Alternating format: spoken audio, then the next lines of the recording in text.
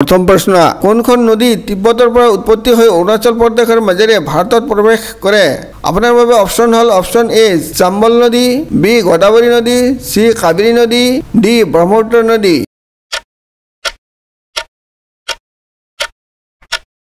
শুদ্ধ উত্তৰটো হল অপচন ডি ব্ৰহ্মপুত্ৰ নদী পৰৱৰ্তী প্ৰশ্ন কোন বছৰত গুৱাহাটী উচ্চ ন্যায়ালয়ৰ কোহিমা বিচাৰপীঠ উদ্ভাৱন কৰা হৈছিল আপোনাৰ বাবে অপচন হল অপচন এ 8 ফেব্ৰুৱাৰী 1990 চনত বি 10 ফেব্ৰুৱাৰী 1990 চনত সি 11 ফেব্ৰুৱাৰী 1990 চনত ডি 15 ফেব্ৰুৱাৰী 1990 চনত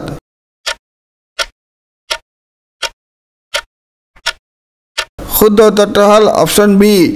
10 ফেব্ৰুৱাৰী 1990 চনত পৰৱৰ্তী প্ৰশ্ন উমৰা কি আপোনাৰ বাবে অপচন হল অপচন এ সংগীত বি নৃত্য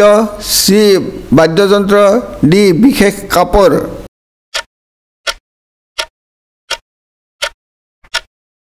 শুদ্ধ উত্তৰটো হল অপচন বি নৃত্য পৰৱৰ্তী প্ৰশ্ন অসম ৰত্ন বঁটা প্ৰথমে কোনে লাভ কৰিছিল আপোনাৰ বাবে অপচন হল option A doctor Mamoni Raisom Goswami B Jitendranath Goswami C Bhupen Hazarika D Homen Borgohain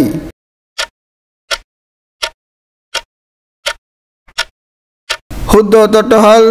option C doctor Bhupen Hazarika পৰৱৰ্তী প্ৰশ্ন তলৰ কোনটো মছজিদ অসমৰ আটাইতকৈ পুৰণি মছজিদ আপোনাৰ অপচন হল অপচন এ পোৱা মক্কা বি পানবাৰী মছজিদ সি পানবাজাৰ মছজিদ ডি ধুবুৰী মছজিদ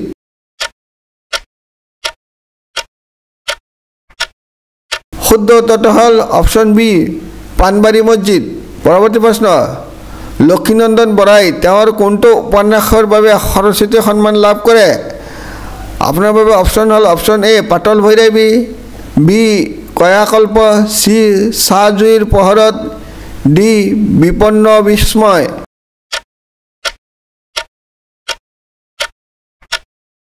শুদ্ধ উত্তৰটো হল